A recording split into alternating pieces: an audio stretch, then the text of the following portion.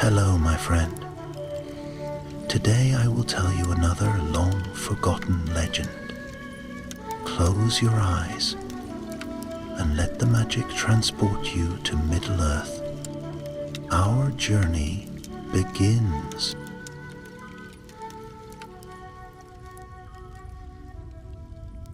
In the deep hush of a late autumn night, when the wind slid like a cold serpent along the stone halls of Erebor, Dwalin, son of Fundin, stood before King Dane Ironfoot.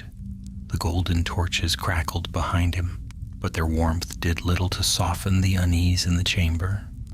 Word had come from the northern reaches, rumors first, then grim confirmations of orc tracks where none had been seen since the Battle of 5 Armies. Worse still, scattered dwarven scouts had recovered broken weapons whose iron bore a new and troubling mark, a jagged rune tied to Gundabad. Dwalin did not shy from trouble. His heart had been forged in war long before the halls of Erebor were reclaimed, yet even he felt the weight of this news. If the orcs were mustering new strength in the Grey Mountains, then peace was only a thin crust over deeper unrest. We need clear eyes and a stout heart for this, Dwalin said, leaning forward on his throne of carved stone. Your old roads run near those mountains more than any others. You know their shadows. Will you go? Dwalin bowed his head. Aye. Better I find the truth than wait for the truth to strike. Dwalin's gaze hardened. Take a small company, no more than 6. Move swiftly. If an enemy stirs, I would know before their iron darkens our gates. So it was that before dawn burned away the last night frost, Dwalin gathered his chosen companions, Bror the keen-eyed, whose arrows found their mark even in mountain winds, Glóin's young nephew Rory, eager but steady-handed, Naren and Thrund, veterans of past battles, and old Svari, whose quiet voice hid a mind sharp as any blade. Each carried what gear they trusted, axes honed, shields mended, provisions packed with the efficiency of long journeys. They departed through the eastern gate as the sky paled to silver. The lonely mountain glimmered behind them, proud and newly rebuilt, yet still wary of the world's unrest. As they traveled north along cold paths, they found the land barren but not silent. Crows drifted overhead more often than they should. Tracks of wolves intersected their way, too many for the season. Once they found a campfire still smoldering, though no travelers appeared nearby. Someone fled in haste, Svari murmured, prodding the ashes. Or someone hides. Dwalin scanned the hills. Either way, the mountains whisper trouble. After days of hard marching, they neared the first outpost, Karzun's Watch, an abandoned dwarven tower left to crumble after the old wars. The stones were darkened with age, yet sturdy. A thin trail of smoke curled from within. Not natural, Bror whispered. They approached with caution, weapons drawn. The wind carried to them a faint foulness, not rot, but iron burned too hot, too hastily. When Dwalin stepped through the broken archway, he halted.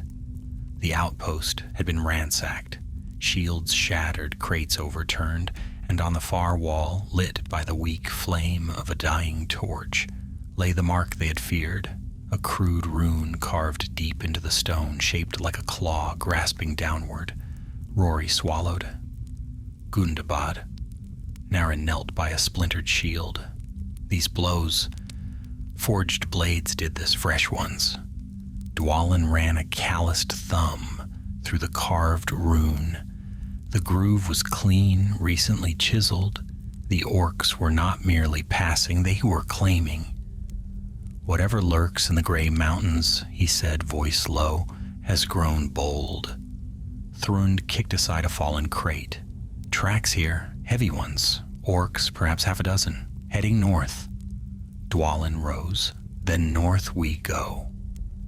Before they left, Safari uncovered something small but significant, an arrowhead of black iron, sharp and cruelly barbed. Dwarven steel holds firm, he said grimly, but these are made to tear. Dwalin tucked the arrowhead into his belt pouch, evidence, proof, and a promise of blood yet to come. The company moved on, shadows lengthening across the foothills as they entered regions where few dared travel. The mountains loomed ahead, jagged like broken teeth. Dwalin felt a stir of unease, something beyond the usual danger. The air itself seemed to hum with purpose, as if some hidden forge deep within the stone beat a slow, malevolent rhythm. Night fell as they reached a rocky ledge overlooking a valley. Below, faint flickers of firelight pulsed through cracks in the earth, too regular to be natural flames.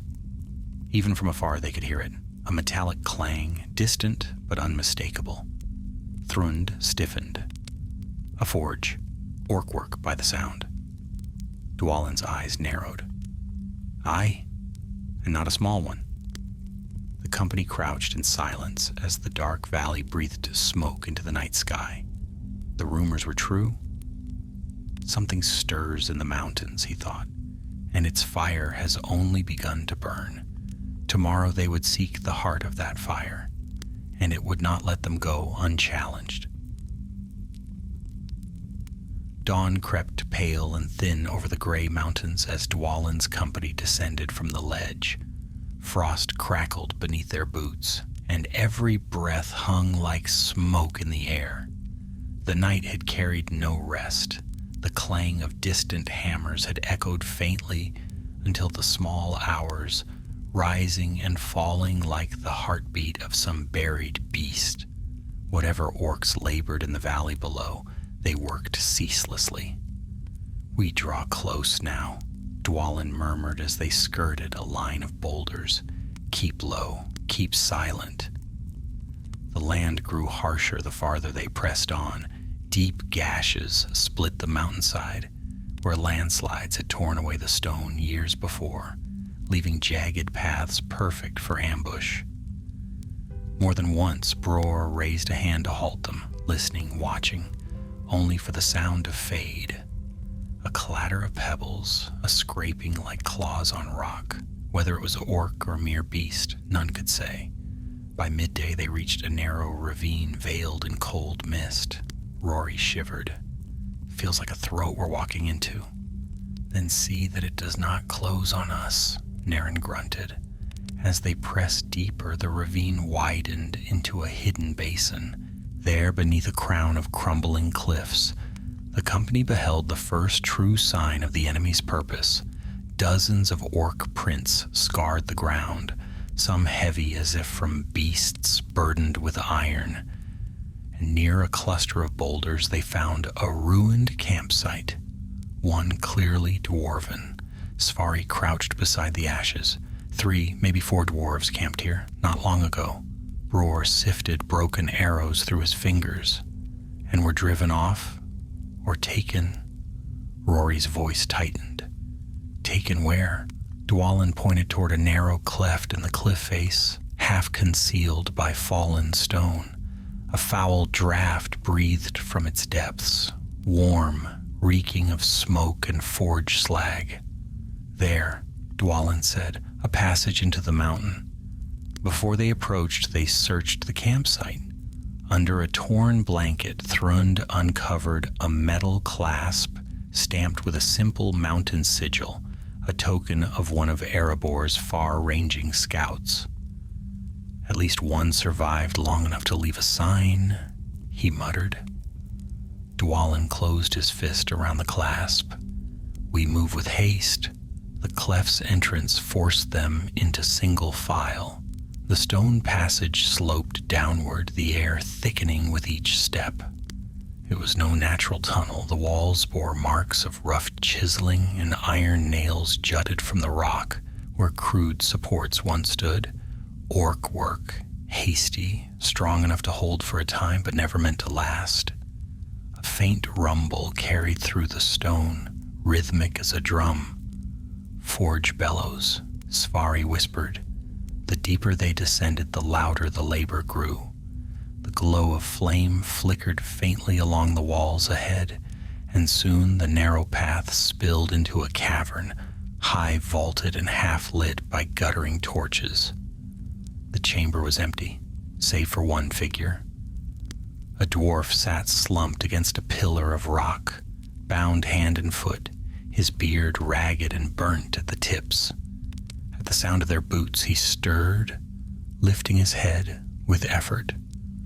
"Who?" His voice cracked. "Dwalin.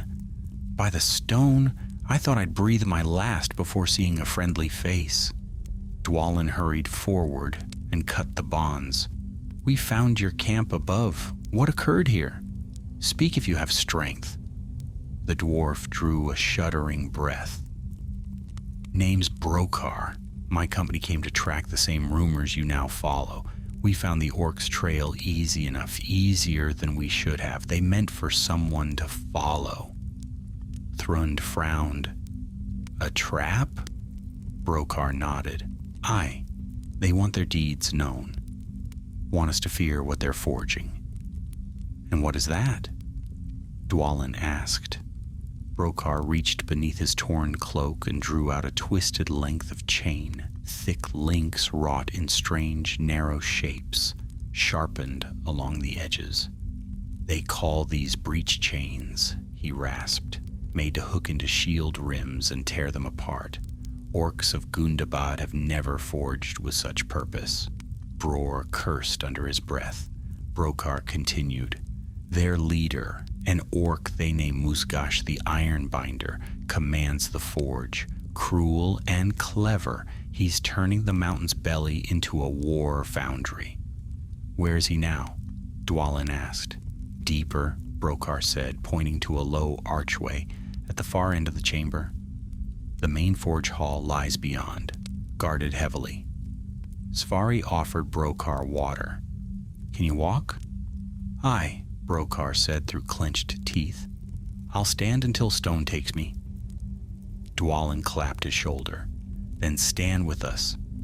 They pressed on, now 7 in number. The passage beyond the archway opened into a descending stair, its steps uneven and scorched. Heat rolled upward like a dragon's breath. The air vibrated with the pounding of hammers, many hammers. Near the stair's foot, Bror halted the company with a sharp gesture. Voices echoed ahead, gruff, snarling, thick with malice. "Orcs." They crept forward until the chamber below came into view. A patrol of 5 orcs lingered on a ledge overlooking a great cavern, their attention fixed on the glow below. Smoke drifted past them like dark curtains. One of them barked something in their harsh tongue and spat over the edge. Bror drew an arrow. Dwalin laid a hand on his arm and shook his head. "Quiet kills. No alarms." The company split, Naren and Thrund circling left, Bror and Rory right, while Dwalin advanced up the middle with silent, steady steps. The orcs were inattentive, lulled by the noise of their own forge. Naren's axe struck first, a swift, clean blow. Bror's arrow thudded into another's throat. In moments the ledge fell silent, the orcs collapsing without cry or clamor. When all was still, the company advanced to the ledge and looked down. Below lay the forge, a vast cavern spread beneath them, lit by fire pits, molten channels, and rows of anvils. Dozens of orcs toiled under the crack of whips, shaping metal into cruel forms.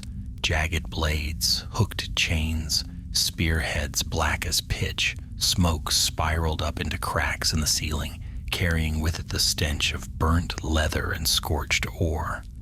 And at the far end of the cavern, upon a platform of iron and stone, stood a towering orc clad in plates of hammered metal.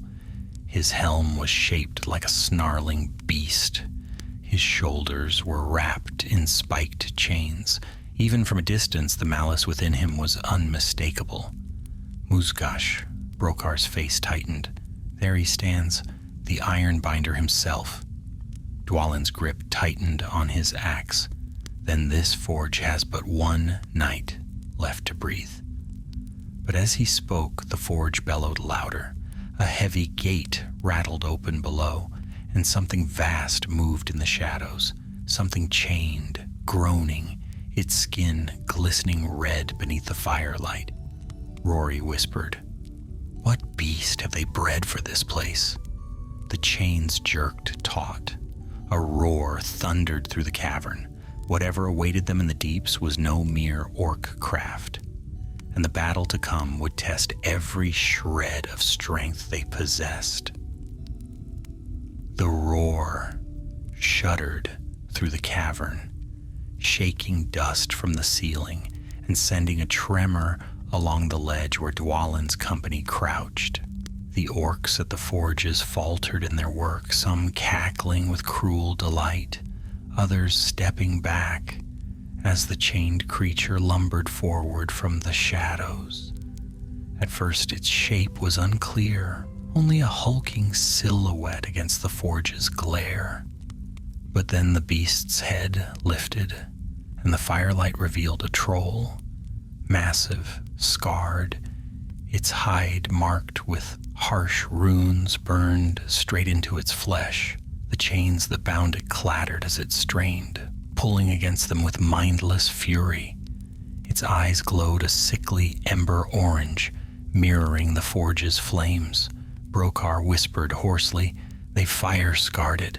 Trolls fear flame, but this one, they've bent it to their will." Dwalin watched grimly as Muzgash strode toward the beast. The orc chieftain raised a heavy barbed whip and struck the troll across its chest. Instead of retreating, the creature snarled and stepped toward him, its rage focused but controlled, as if Muzgash, through some foul craft, had bound the creature's spirit as tightly as its limbs. "We cannot face that brute head-on," Svari murmured. "No," Dwalin agreed, "not in the open." But we did not come to turn back. Their goal remained clear: destroy the forge, shatter the chains of war before they bound all the north. Yet the troll's presence demanded caution. If they fought the orcs in the main cavern now, Muzgash would unleash the beast, and the battle would become slaughter. Naren leaned close. Another path, perhaps? Dwalin nodded and scanned the cavern's edges. 3 passages wound downward from the ledge, though only one seemed both hidden and stable, a crack in the stone behind a cluster of stalactites. Smoke curled out from it faintly, hinting at a side tunnel. "There," he whispered. "We take the lower vantage unseen." The company moved like shadows, slipping through the crack one by one. The stone walls pressed close, rough and uneven beneath their palms. Yet the tunnel soon widened enough for them to stand side by side. Heat thickened as they descended, and the clang of the forges echoed through the passage floor. At last the tunnel opened upon a narrow bridge of rock overlooking a deeper section of the forge. From here the company could see the full might of the orc foundry. Metal rails carried finished weapons into side chambers. Fire pits roared like open maws. Bellows wheezed in steady rhythm, fed by laboring orcs whose shoulders sagged with exhaustion. And below, near a furnace larger than any other, lay a mound of broken shields, dwarven shields, shattered and torn, each bearing a grim story of how these new chains were meant to be used. Rory swallowed hard. They've been planning this for some time. Dwalin felt a heaviness in his chest. Then we end their planning tonight. He studied the surrounding structures, searching for weakness. Amid the chaos, several thick pillars of iron reinforced the central forge platform. If those supports fell, the entire heart of the foundry could collapse, burying the forges beneath tons of stone and metal. But they were guarded. 2 orc overseers prowled the area, each armed with cruel, barbed spears. Bror pointed to a higher walkway that curved above the furnace. If we take that path, we could strike the overseers from above. Too exposed, Thrund said. One cry, and the whole den swarms us. Svari stroked his beard. There is another way. See that chain? He pointed to a thick iron chain stretching from the furnace's winch to a pulley anchored in the ceiling. If we cut it at the right moment, the counterweight would fall, snapping the supports.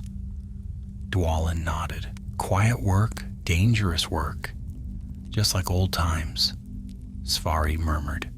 Before they could act, a sudden clatter sounded behind them. All 7 froze, axes half raised, but the noise was small, hesitant, and accompanied by a ragged breath.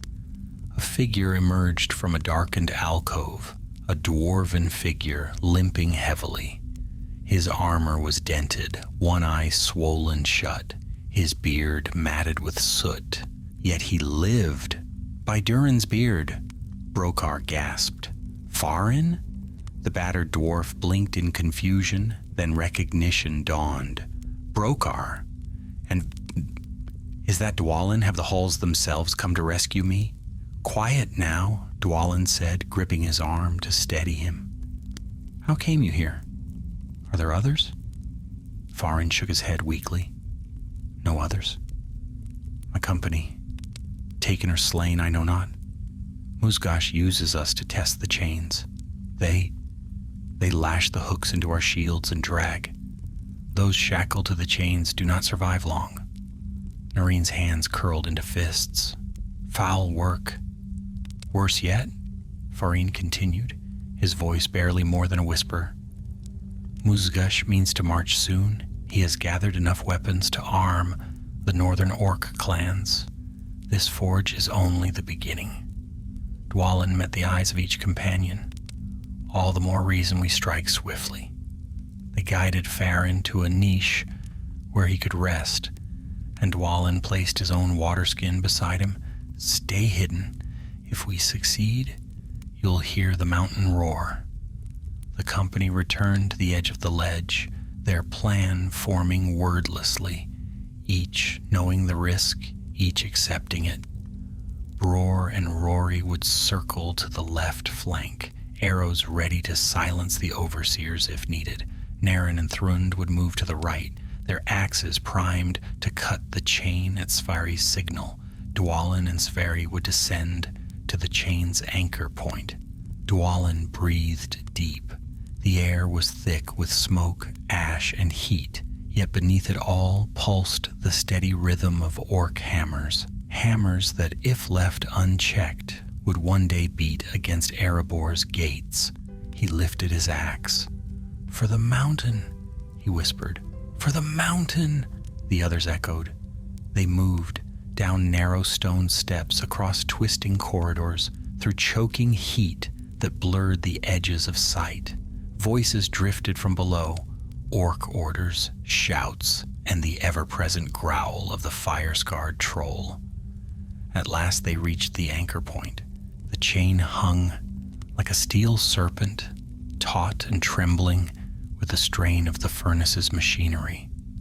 Svari knelt beside the massive link, where it could be cut cleanest. Naren and Thrund positioned themselves across the chamber, ready. Bror and Rory crept along the high walkways, bows drawn. Dwalin watched the forge below.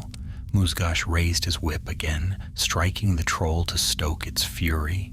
The beast roared, shaking its chains, sending fear rippling even through the hearts of orcs nearby. Now, Dwalin whispered. Svari raised his hammer. A single blow rang out. Sharp, heavy, final. The chain snapped, and the mountain groaned as the counterweight began to fall.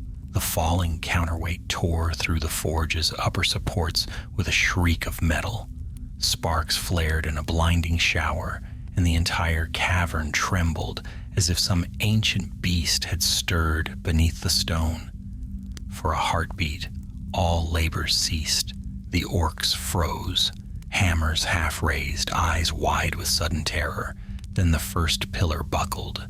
A thunderous crack split the air as iron gave way. The furnace platform shuddered, tilting like a foundering ship.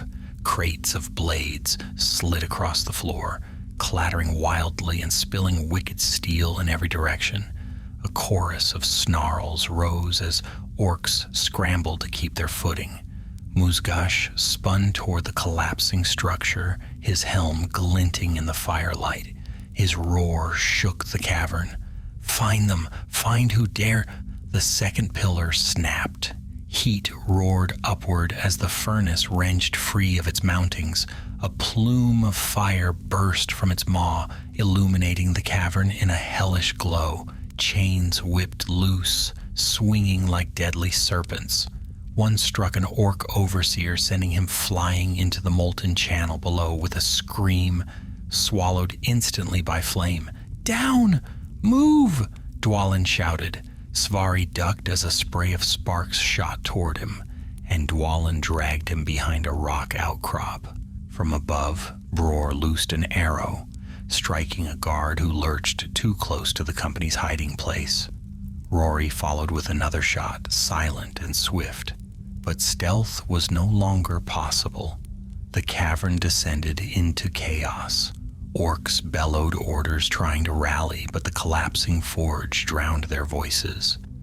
The fire-scarred troll tore against its binding chains, enraged by the quake that rattled its bones.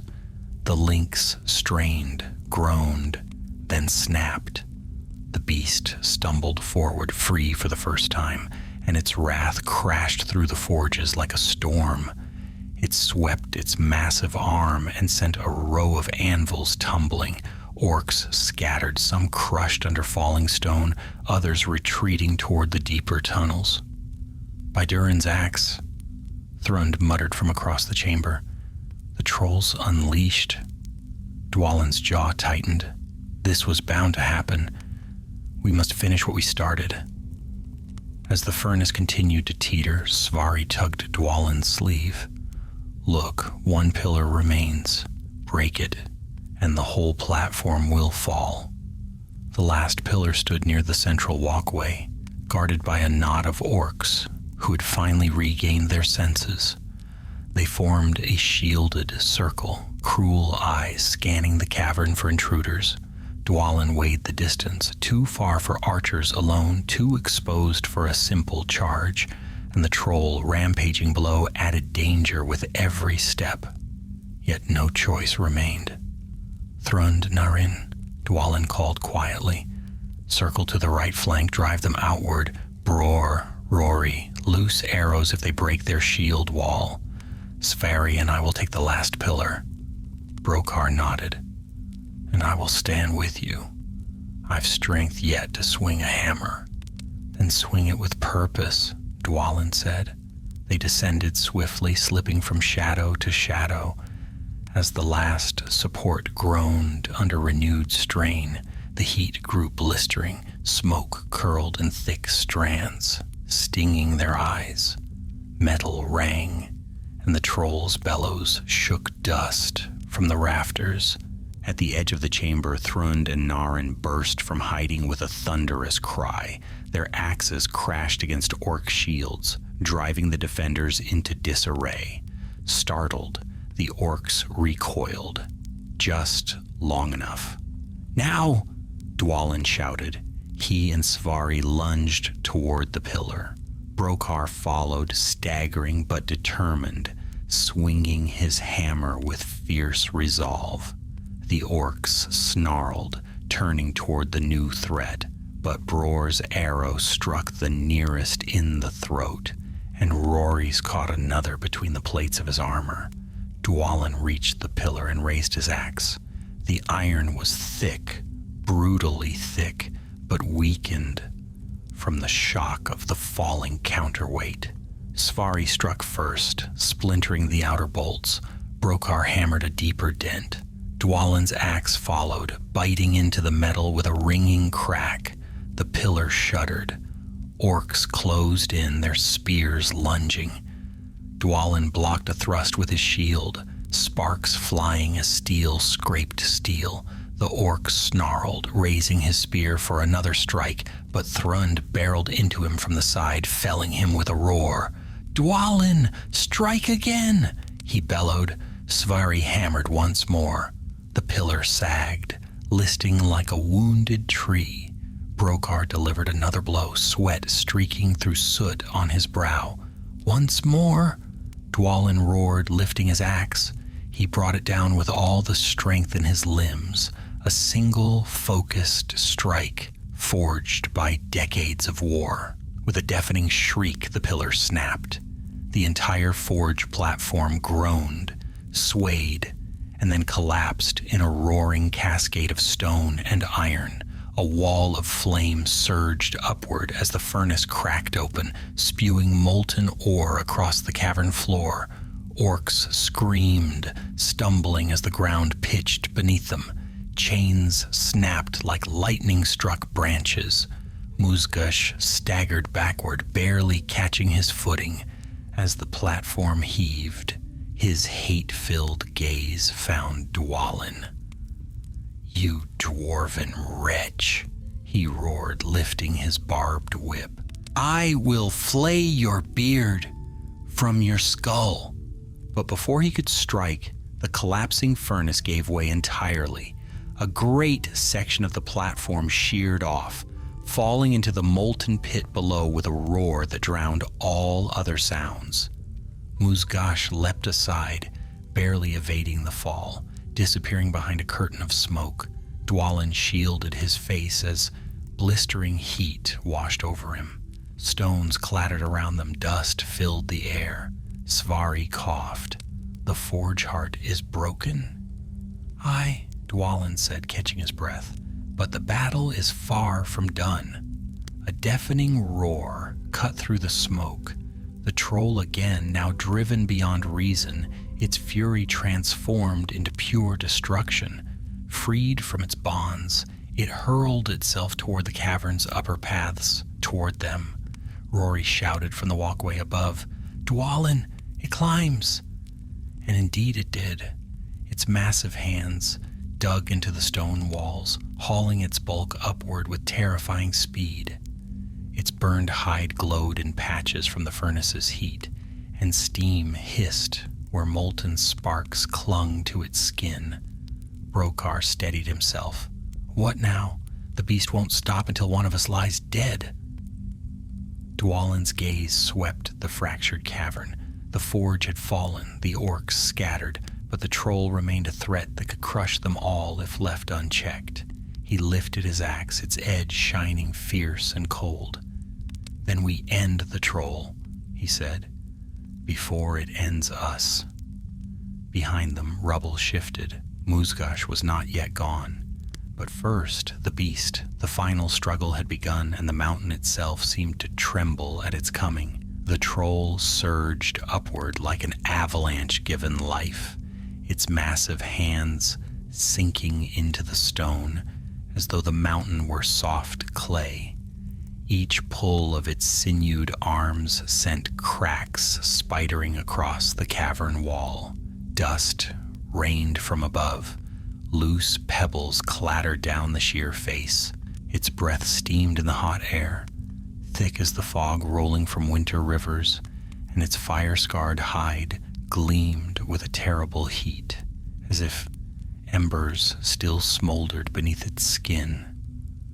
Dwalin stepped forward, planting his boots firmly upon the trembling ledge. "Hold fast," he called. "Do not let it reach us on the climb." Bror and Rory knelt beside a fallen beam that jutted out over the drop.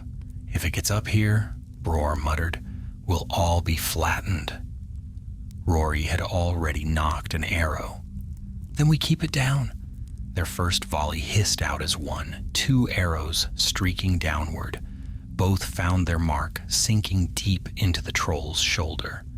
The beast roared, shaking its head in pained fury, but it did not slow. It slammed its forearm against the cliffside, knocking a portion of the rock loose. The ledge beneath the archers jolted.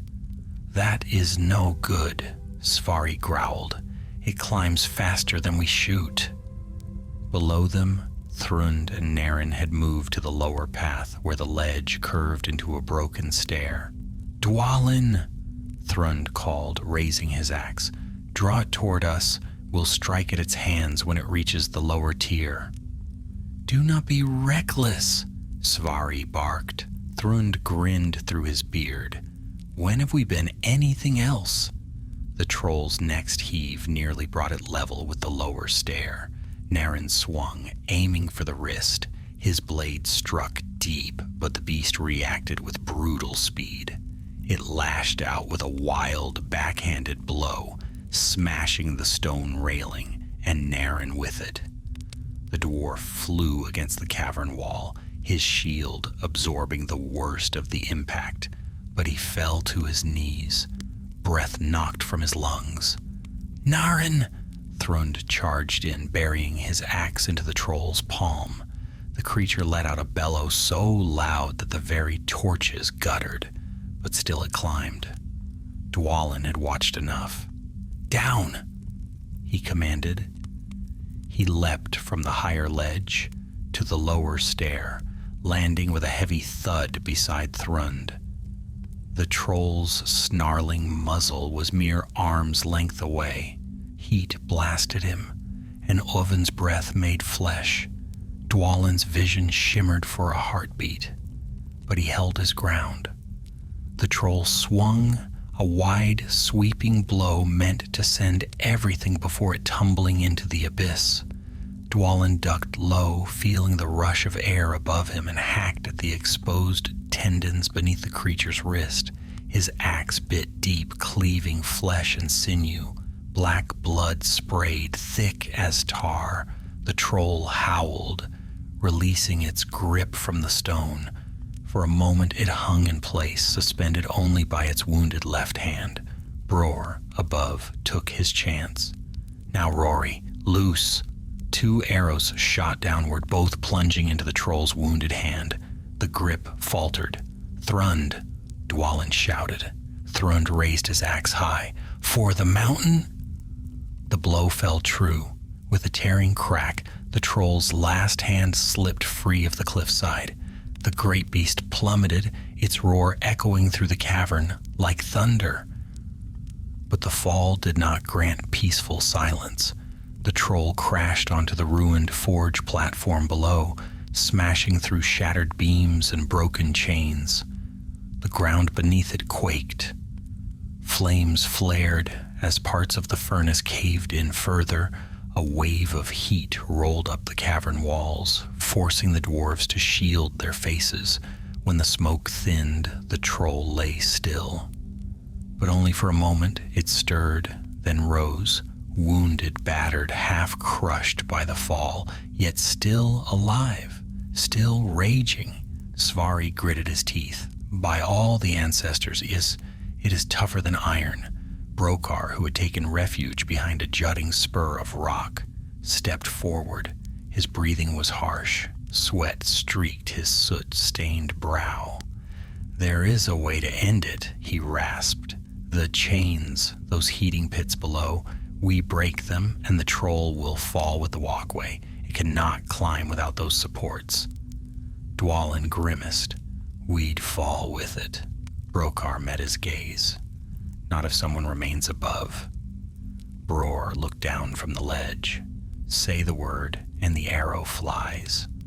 "No," Dwalin said. "The beast is too strong. Its hide too thick. We need more than arrows." The cavern groaned suddenly.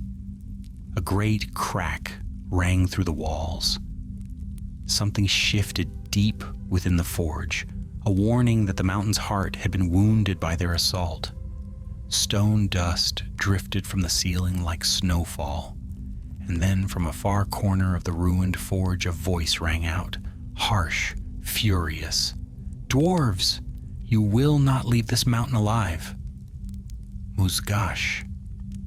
The iron binder emerged through a curtain of smoke, dragging a cruel-looking pole arm etched with jagged runes. His armor, though scorched, remained intact. His helm was twisted but still menacing. In his other hand, he held something worse, a length of flaming chain, glowing red at its tips. Narin wiped blood from his brow and pushed himself to his feet. The chieftain lives. And he brings fire, Thrund muttered. Musgash cracked the flaming chain against the stone, sending sparks flying. The troll, wounded though it was, lifted its head at the sound, its ember-glow eyes sharpening, as if recognizing its master's call. Dwalin tightened his grip on his axe. He means to drive the beast again. We must stop him, Brokar said, while it still bleeds. Then strike we shall.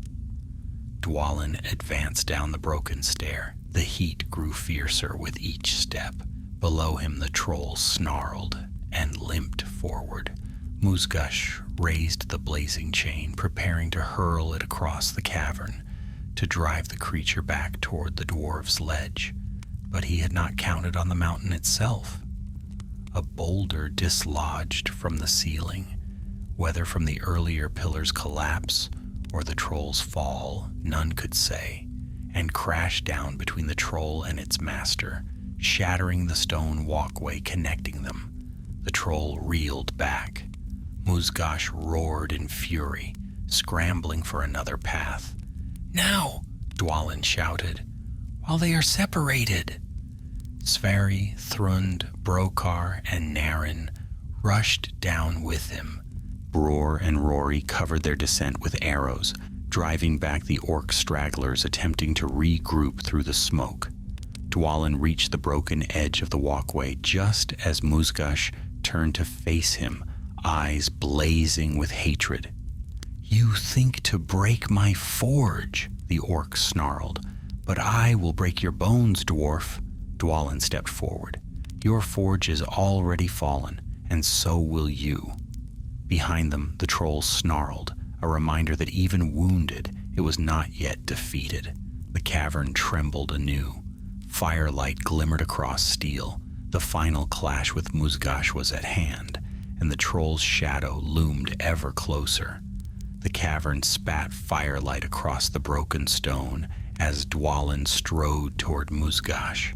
The orc chieftain's jagged armor glimmered with molten reflections, and the flaming chain in his grasp hissed like a living serpent. Sparks dripped from its links, each fall igniting tiny bursts upon the scorched floor. Behind Dwalin, his companions spread into formation.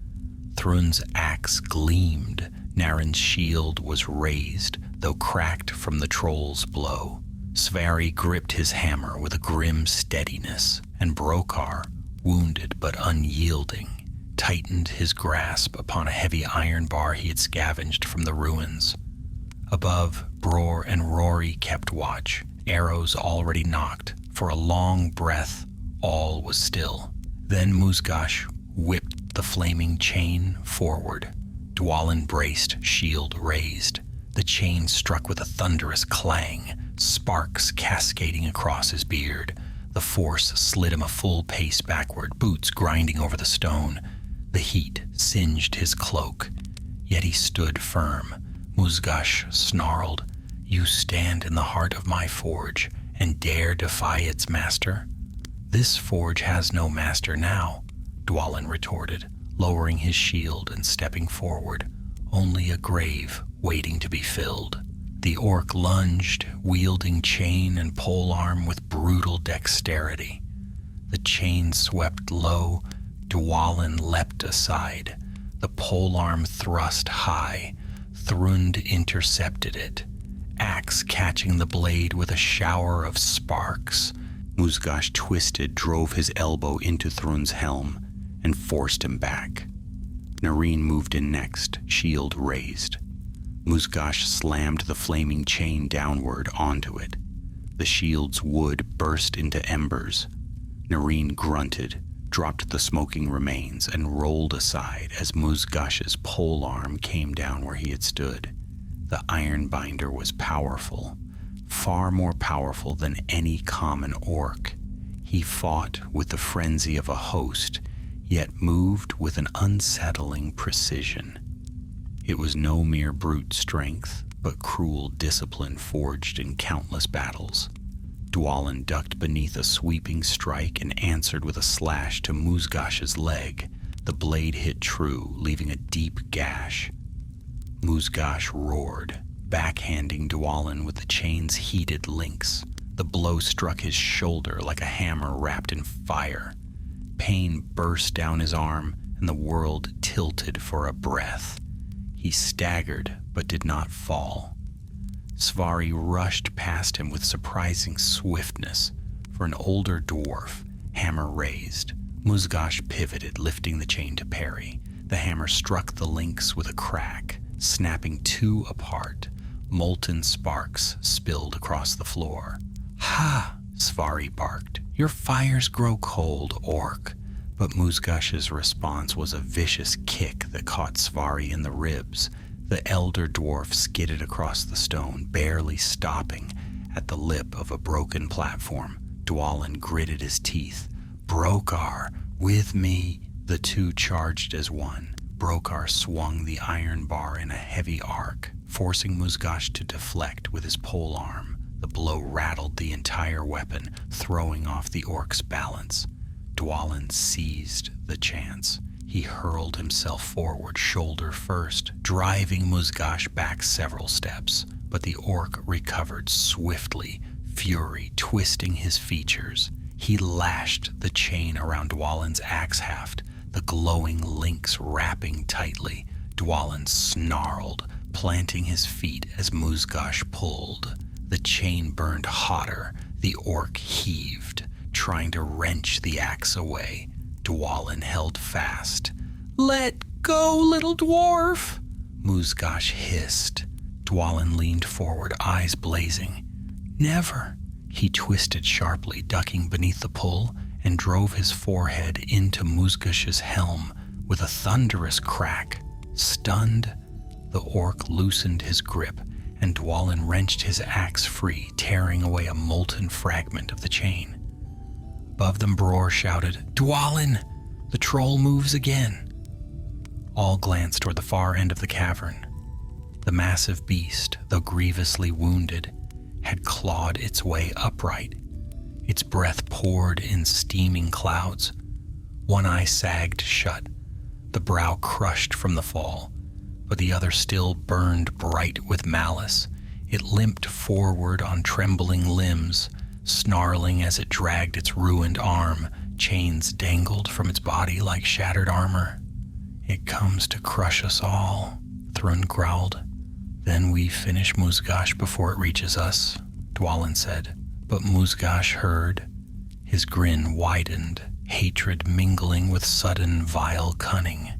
"You think you have won?" he rasped.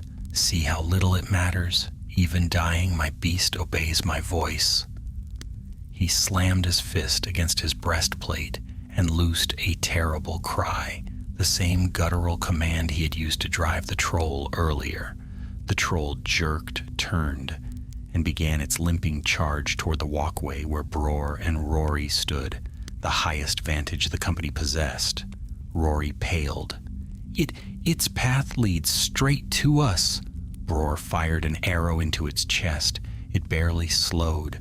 Dwalin roared, "Bror, Rory, move from the ledge, now!" The two archers leapt aside just as the troll's massive fist crushed the stone edge where they had stood.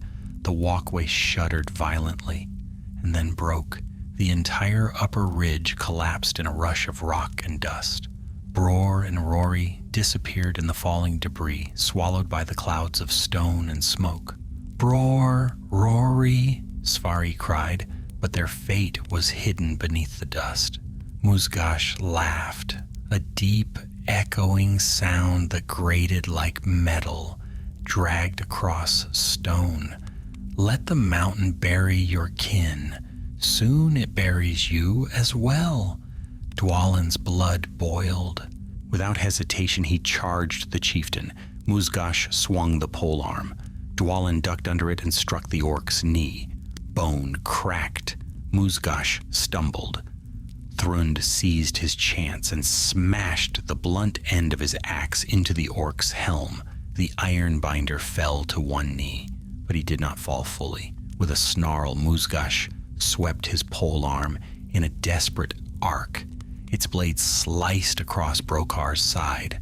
Brokar staggered, blood pouring down his flank. "Brokar!" Nurin cried, catching him before he collapsed. The blow had been meant for Dwalin. Dwalin saw red. He stepped in close, seized Musgash's wrist, and drove his axe deep into the gap where the orc's breastplate had been warped by earlier blows. The chieftain gasped. Dwalin pushed the blade deeper. "For every brother you bound to your chains." He tore the axe free. Musgash collapsed at last, his helm clattering to the stone.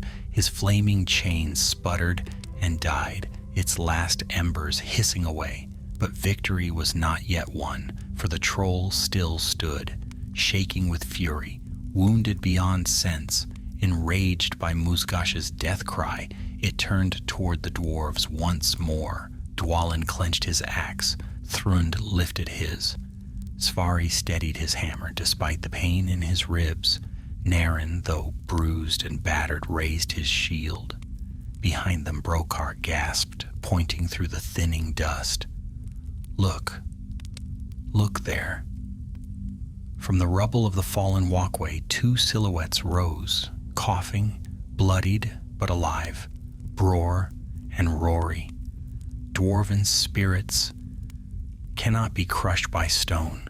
As the troll lumbered toward them for the final clash, Dwalin's heart steadied. One foe remained, and they would face it together. The troll lurched forward, its breath rolling across the cavern like the fumes of a burning forest. Each step shook the fractured stone beneath it. Though grievously wounded, the creature moved with the terrible endurance of mountain beasts, driven now not by Musgash's lash, but by raw fury. Its remaining eye burned like a coal, pulled from a dying fire. Dwalin stepped to the front of his company, planting his boots amid the scattered debris. His muscles burned, his shield arm throbbed, and soot stung his eyes, yet his stance held firm. "Steady," he murmured. "We stand as one." Thrund rose beside him, tightening the leather straps on his bracers. "Let it come. I've another swing left." Naren lifted his dented shield. "And I've strength to give." Svari gripped his hammer with both hands, breath wheezing from bruised ribs. "The beast will fall to stonecraft and steel. See if it doesn't." Brokar, though bleeding from his side, leaned against a jutting boulder, iron bar at the ready. "I'll not die while that thing still breathes." From the far edge of the cavern, Bror and Rory emerged from the dust cloud, battered but alive. Bror's bow hung in one hand, its string frayed. Rory's quiver was splintered, his cloak torn. Yet their steps were swift as they rejoined the group. "You still draw breath," Dwalin said, relief flickering across his stern features. Bror nodded, barely, but enough to send an arrow straight into its skull if it gives us time.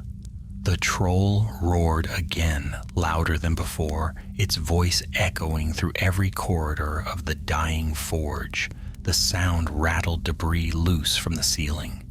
One heavy stone crashed down behind the dwarves. Rory swallowed. "It's coming fast." The beast charged with surprising speed for its wounds. Its feet pounded the ground, crushing fallen weapons, shattered crates, and broken anvils beneath its weight. Firelight rippled across its uneven skin. Black blood seeped from gashes left by the fall, and jagged bone jutted from its ruined shoulder. Dwalin raised his axe. "Brace!"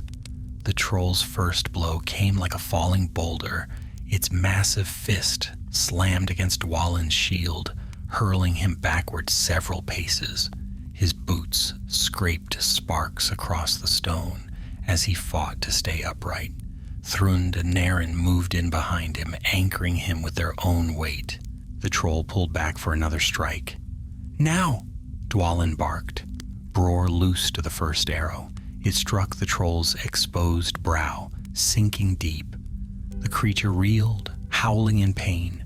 Rory followed with a second shot, but the arrow clattered off its thick hide as the troll twisted. The beast swung wildly. The blow struck the stone ledge above Svari, splitting it apart. He dove, rolling across the ground as shattered rock crashed behind him. "Too close," Svari grunted, forcing himself up. The troll turned toward him, eye blazing. "Over here, filth!" Thrund roared, smashing the flat of his axe against his shield to draw its wrath. The beast lunged. Thrund dodged aside, hacking at its leg as it passed. His blade carved through flesh, and the troll collapsed onto one knee with a ground-shaking thud. Naren followed, ramming his shield into the creature's side to keep it off balance.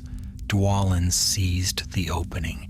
He sprang onto a fallen beam and leapt toward the troll's wounded shoulder, burying his axe into the thick, scarred hide. The blow tore through muscle, sending a gush of dark blood across the stones. The troll shrieked, wrenching itself upward. With a violent twist, it hurled Dwalin aside. He struck the ground hard, the impact driving the breath from his lungs. His axe skidded across the stone, disappearing beneath a collapsed support beam. "Dwalin!" Rory cried, but Dwalin raised a hand, signaling them to hold their ground. He struggled to his feet, blood trickling from his brow, eyes blazing with renewed fury. The troll staggered, swaying from its wounds, but it was not yet defeated. It slammed both fists into the ground, sending a shockwave across the cavern floor. The dwarves stumbled, struggling to regain their footing. Cracks splintered outward from the impact, and molten ore seeped down one widening fissure, glowing like a river of fire. Brokar shouted over the din, "Drive it back toward the broken furnace. The stone is weak there." "Yes," Svari called. "If it falls, the fire will finish the job." Dwalin nodded sharply. "All of you, press it." The company surged forward. Thrund struck at its calf. Naren slammed his shield into its flank, forcing it step by step toward the collapse. Svari swung his hammer at the troll's crippled arm, shattering bone with a sickening crack. Bror and Rory positioned themselves along the cavern's upper incline, firing their remaining arrows in tight, disciplined volleys. Each arrow found its mark. Eyes, joints, raw wounds. The troll staggered back, roaring in agony. Its foot slipped on the molten slick stone. Dwalin saw the moment and seized it. He dashed forward, ignoring the burning pain in his ribs, and grabbed his fallen axe from beneath the beam. With a single heave, he freed it. The troll's towering form loomed above him, shadow stretching long and wide across the firelit cavern. Dwalin met its blazing eye without flinching. "For the mountain," he growled.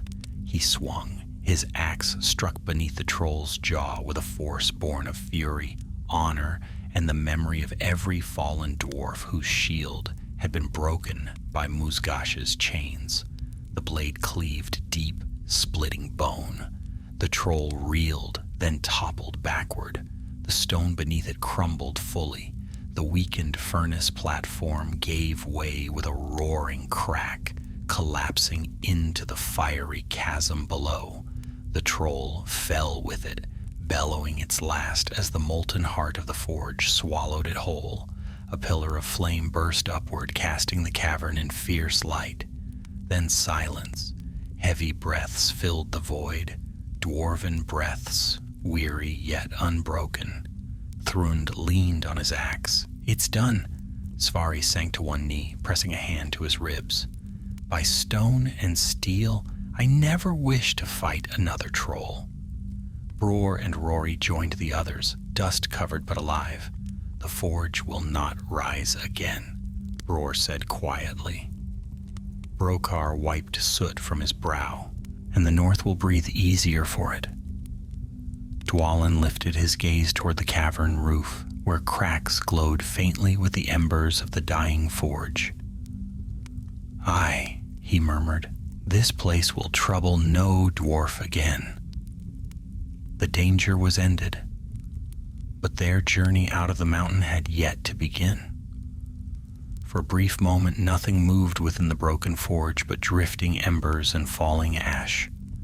The cavern's roar had quieted, settling into a deep, smoldering groan as molten ore burrowed into the fissures below. The troll's final plunge had torn open the weakened floor, leaving a yawning chasm that glowed with pulsing veins of fire. The forge's death throes echoed through every beam and wall, as if the mountain itself exhaled in exhaustion. Dwalin stood at the edge of the ruined platform, chest heaving, sweat and soot streaking his brow. His limbs trembled, not from fear, but from the sheer weight of the struggle and the knowledge that they still had miles of danger ahead before the mountain released them.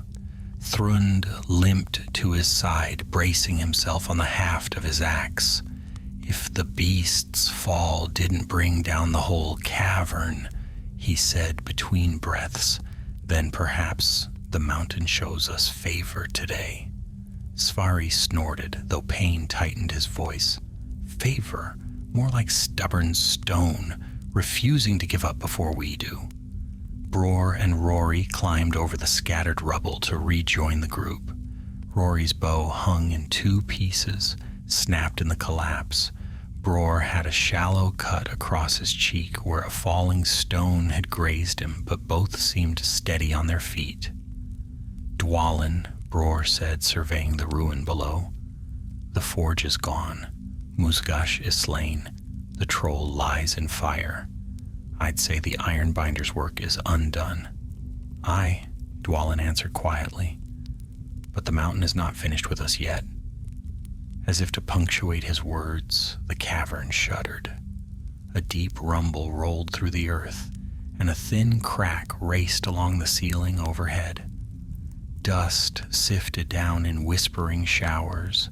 Naren, still gripping his cracked shield, looked upward uneasily. "We must leave. Now, this whole place is ready to collapse." "And quickly," Brokar added, pressing a hand to the bloody wound at his side. "Every stone groans, like it wishes to bury us alongside the forge." Dwalin nodded. "Then gather what strength you have left. We make for the upper tunnels, the same way we came if the path still stands." Bror frowned. "If it still stands." "Only one way to know," Dwalin said. "Move." They crossed the cavern with haste, weaving between fallen beams, shattered anvils and pools of molten metal that hissed in the cooling air.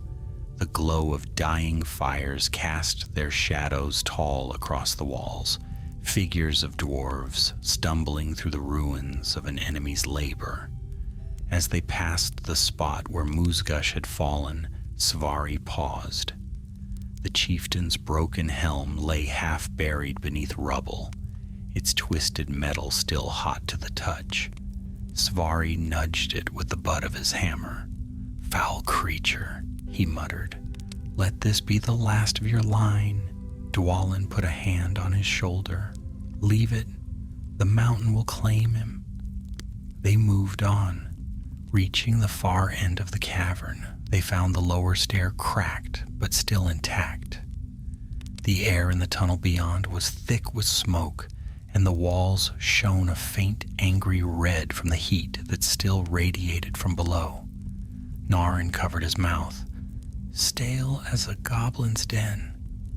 Brokar chuckled weakly. I've fought in goblin dens that smelled sweeter. Dwalin led the way, climbing the stairs with steady, unbroken steps. Despite the pain in his body, his thoughts were sharp, focused. The forge was destroyed, yes, but they would gain nothing if they perished in the mountain. Erebor needed this victory. King Dain needed warning of what the orcs had been preparing. And the Grey Mountains needed cleansing. They reached the side passage where they had first found Farin. The battered dwarf still lay where they had hidden him, though he stirred at their arrival. "You're alive," he rasped, forcing himself upright. Dwalin knelt beside him. "Alive and the forge undone. Can you walk?" Farin gritted his teeth. "Walk? Aye, run perhaps not, but I'll not slow the lot of you." Svari wrapped an arm around Farin's back. "You'll slow no one. Lean on me." The company continued upward, weaving through the narrow tunnel. The heat diminished with each step, replaced slowly by cooler air. Yet the tunnel shook at intervals, sending pebbles bouncing down the slope. Rory glanced behind them. "If we tarry, the mountain will swallow our heels?" "Then don't tarry," Thrund replied. At last, after a long climb, they reached the last twist of the passage, the crack in the stone that led to the upper ledge. The faint breath of cold air drifted through it. Dwalin pressed onward, then halted sharply. The ledge was half gone. The collapse that had buried Bror and Rory earlier had shattered the cliffside above more deeply than they had realized. A great portion of the stone shelf had cracked away, leaving only a narrow span of rock, jagged, uneven, and slick with dust. Bror peered over Dwalin's shoulder. "It'll hold, maybe." "Maybe is a foolish word," Svari muttered. Dwalin tested the ledge with his boot. The stone shifted but did not fall.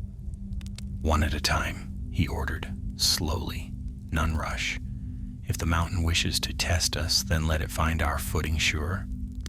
Thrund crossed first, planting each step carefully. His heavy boots made the ledge groan, but he reached the far side safely. Rory followed next, lighter on his feet. Svari and Farin moved after him, each leaning into the wall for support. Brokar took a breath, steadied himself, and crossed with a grimace. Then came Bror. Halfway across, the stone beneath his foot cracked. "Bror!" Rory reached out. Dwalin lunged forward and caught Bror by the wrist as the ledge gave way beneath him. Bror dangled over the deep chasm that fell into the heart of the forge. The stone trembled. Dust rained down. Bror clenched his jaw. Don't let go." "I wasn't planning to." Dwalin growled through his teeth. Thrund seized Dwalin's belt, anchoring him. Naren grabbed Thrund. Rory braced himself against the wall. "Pull," Dwalin ordered. Their combined strength dragged Bror upward. His boots scrambled against the crumbling cliffside, then at last found solid stone. With one final heave, the company hauled him to safety. Bror collapsed against the wall, breathless. "That was uncomfortably close." Dwalin clapped his shoulder. "Next time, watch your step." "Next time," Bror said, "I'll fly instead." The company shared a weary, gritty laugh, half relief, half disbelief. The upper tunnel stretched ahead of them, cool and quiet compared to the hellish heat below. The mountain's rumbling grew softer, and the air tasted of stone and old air rather than smoke. "We press on," Dwalin said. "We're not free yet." But as they ascended, something else crept into the mountain's stillness, a faint sound ahead, not the rumble of rock, nor the hiss of falling dust. Voices, guttural, orcish. Thrund's hand tightened around his axe. "Seems the mountain has more surprises." Dwalin's eyes hardened. "Then we'll meet them as we met the rest. Steel first. No hesitation." The company readied themselves once more As the shadows ahead shifted, the forge behind them was dead. But danger stirred in the tunnels yet, and the collapsing forge was far from finished with its dying throes. The company halted as one, forming a silent wall of grit and steel. The tunnel ahead glowed faintly with reflected firelight, an orange shimmer cast not from the forge behind them, but from torches held by rough, moving shapes. The guttural murmur of orcish voices drifted toward them, carried on a stale breath of cavern air. Dwalin signaled with 2 fingers. Down, quiet. The company crouched behind a scatter of fallen stones, their shadows merging with the walls. Even the dripping of water from the ceiling seemed loud in that tense stillness. Bror leaned close, whispering, "Scouts? Stragglers from the forge?" Svari shook his head. No forge scum would still linger this close to the collapse. These came from deeper in the mountain. Brokar wiped sweat from his brow, voice low. Word might have reached them. Rumors of flames and thunder in the deeps. They'll be searching for their chieftain. Or searching for us, Rory added grimly. Dwalin peered around the stone edge. 5 orcs crept along the tunnel, lean, wiry creatures with jagged blades and cruel, sharp eyes that flicked nervously between shadows. Scouts indeed, but seasoned ones. Their movements were quick, their steps sure, and at their center trudged a larger orc, armored lightly yet carrying himself like one accustomed to command. Thrund squinted. That one in the middle, he's no common rat. "Captain," Dwalin murmured, "sent to see why the mountain groans?" Narin cursed under his breath. "If they mark our trail, more will follow." "That they will," Dwalin agreed, "which is why they must fall here, quietly." The torchlight shifted as the orcs approached the bend. The warriors tightened their grips on their weapons.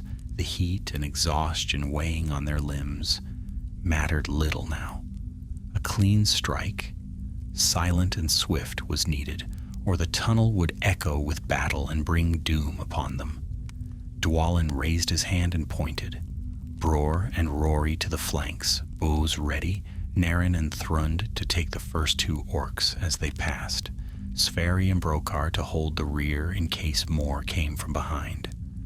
Dwalin himself would break the captain. No words were exchanged. No more needed speaking. The scouts rounded the bend. The first orc stepped into the shadows, then crumpled, Bror's dagger buried deep beneath its jaw. The torch fell from its grasp, clattering across the stone. Rory snatched it mid-roll, smothering it beneath his boot before light could betray them. The second orc blinked, confused, opening its mouth to shout. Thrund's arm hooked around its throat, dragging it backward. A quick twist silenced the cry. The others hesitated only a heartbeat. Enough.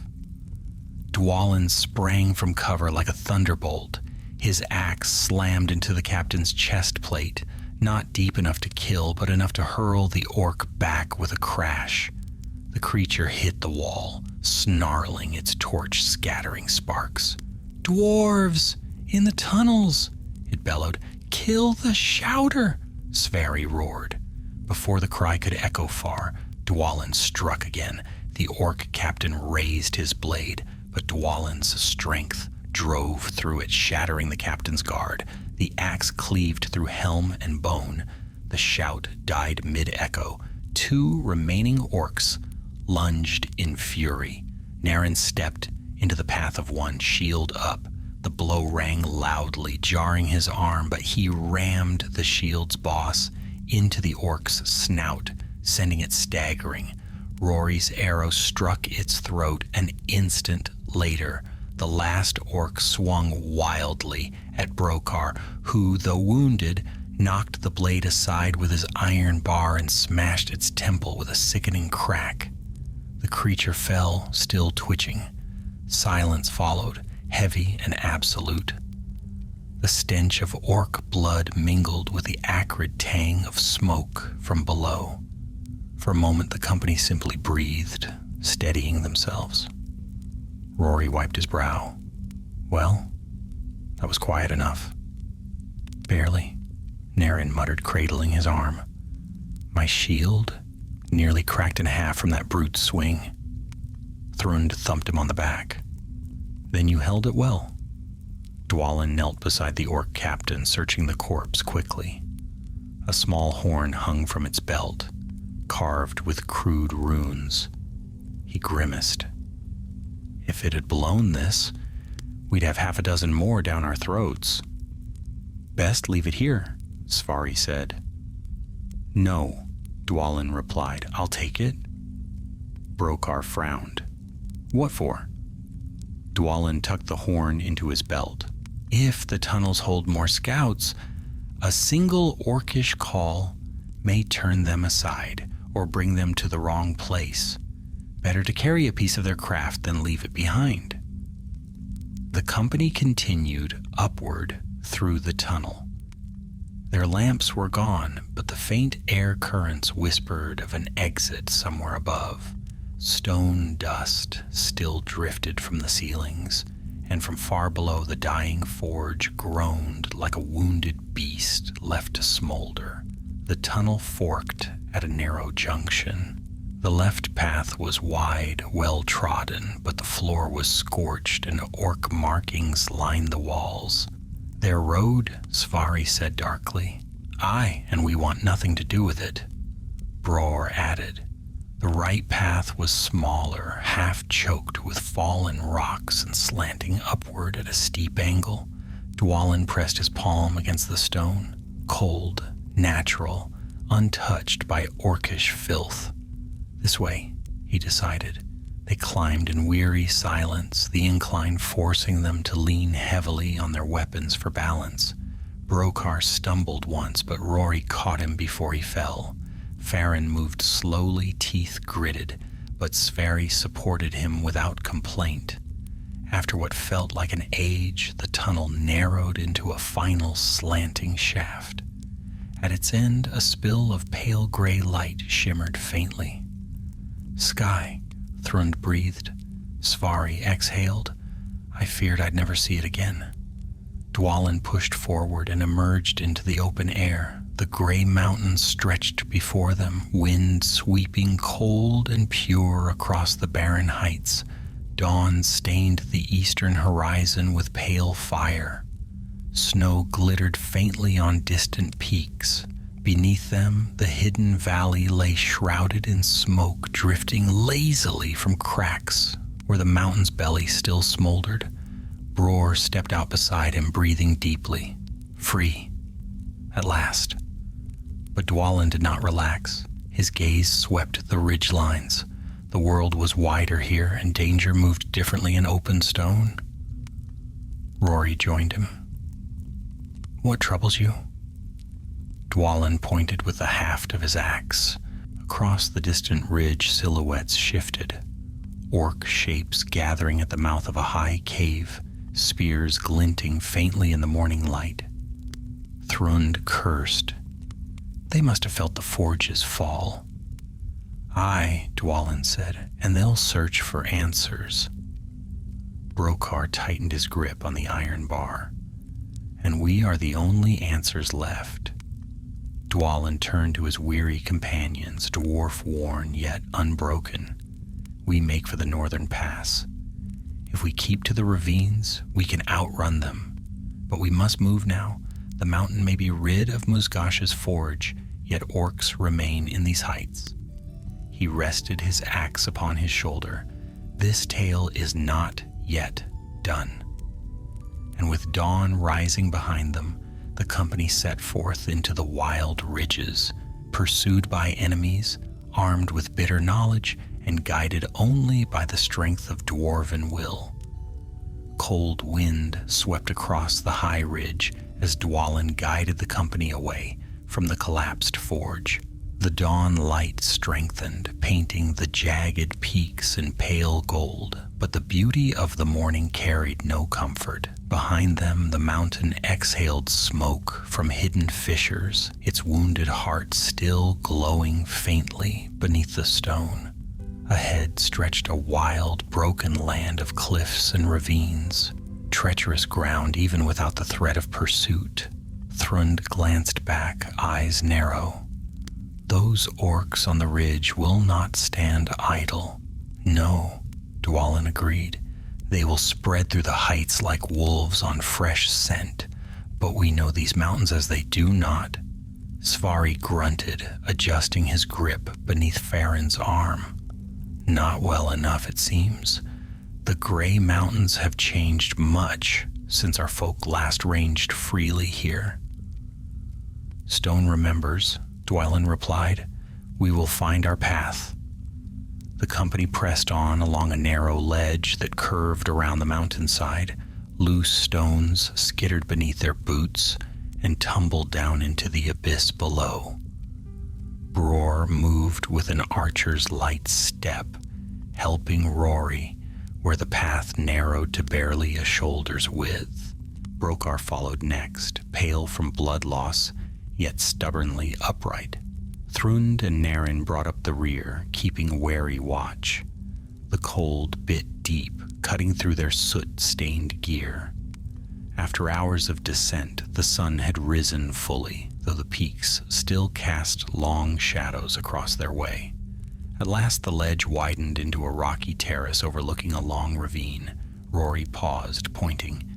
Smoke there, along the ridge, 3 plumes. Roar lowered his bow to study the signs. Signal fires. Orc watchers calling to one another. Then they found the wreckage of the forge, Nareen said. Or the bodies of their scouts, Thrund muttered. Dwalin scanned the valley below. A dry stream bed carved through the stone, broad enough to travel swiftly, deep enough to hide them from eyes above. Broken boulders lay scattered across its length, torn loose by old landslides. There, he said, the ravine will shield us. Rory frowned. And if they try to cut us off? They'll have to find us first, Dwalin replied, and the mountain has many roads. The company descended carefully into the ravine. The stone walls swallowed the wind, and their footsteps echoed faintly between the high cliffs. The air grew colder still, but the shelter of the canyon was welcome after the exposed heights. Brokar exhaled sharply as they reached the floor of the ravine. I'll mend, but every step feels like I'm walking on broken spears. Svari steadied him. You'll make it to Erebor, and once there, we'll see to that wound properly. Brokar managed a faint grin. I'll hold you to that. They traveled swiftly, using every scrap of cover the canyon offered.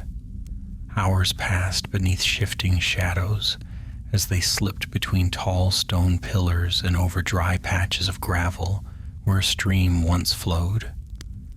Above them, ravens circled, black specks against the bright sky. Dwalin paused beneath an overhang. Ravens were common in the north, but there were too many. They flew in restless patterns, sweeping low over the ravine's mouth. Something stirs them, he murmured. Bror aimed upward briefly. Orcs? Or carrion? Naren added darkly. Dwalin motioned for silence. The company moved under the shelter of the overhanging rocks. When the ravine narrowed again, they found the cause of the raven's excitement. A body lay crumpled against the rock wall, a dwarf clad in the gear of an Erebor scout. His helm was dented, his beard was matted with dust and dried blood. His axe lay at his side, blade chipped. Farron choked softly. I know him, Dori, son of Fargi. He rode north before my company left. Dwalin knelt, bowing his head. He fought, and he traveled far. Svari examined the ground. No tracks leading away. Orcs didn't come this way. Rory pointed to a break in the wall above. He fell? Bror nodded. Likely wounded elsewhere, tried to climb but slipped. Dwalin reached to close the fallen dwarf's eyes, then lifted Dory's axe. Though battered, it carried good make, dwarven steel that deserved better than to rust in a ravine. "We cannot dig a barrow," Dwalin said softly, "but we will not leave him to the birds." Together they lifted stones, heavy and cold, to build a cairn over the body. When it was done, Dwalin placed Dory's axe atop the mound, blade outward, a sign of honor and defiance. "May stone guard your rest, brother," he murmured.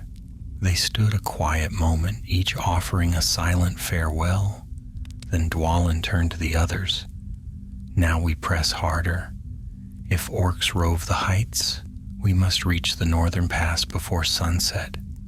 They moved again at a brisk pace. The canyon deepened, twisting like a great scar through the mountains. Twice they heard distant shouts echoing between the walls. Twice they halted, breath held, until the sounds drifted away. By midday, the ravine forked. The left path climbed sharply toward open slopes. The right path narrowed into a deep cleft, filled with broken stones. "The left leads to the high pass," Bror said after studying the terrain. "Faster ground." "Aye," Thrund agreed, "but exposed." "The right?" Rory asked. Svari frowned. "Dark? Tight? A trap if orcs find the other end?" Dwalin made his choice. "We take the right. Better tight stone than open sky with archers on the ridges." They entered the cleft single file. The walls rose steeply, forming a narrow throat through the mountain. Light dimmed. Only thin slivers reached the ground between towering stone spires. Naren muttered, "Feels like walking into a carved tomb." "Then let us be the ghosts that haunt it," Brokar replied. The cleft grew narrower still until the walls almost touched. They squeezed between them, shoulders brushing rough stone. When the passage widened again, the air felt colder, and Dwalin sensed something had changed. Bror suddenly raised his hand. "Stop." The company froze. The ground ahead was scuffed, fresh tracks crossing their path. Heavy feet clawed, orc boots, a full war band from the look of it. Thrund's voice dropped low. "They came this way, a dozen or more. Recently," Sverri added. "The stones have not yet settled." Rory's breath tightened. "Have they passed beyond the cleft? Or do they wait ahead?" Dwalin studied the tracks.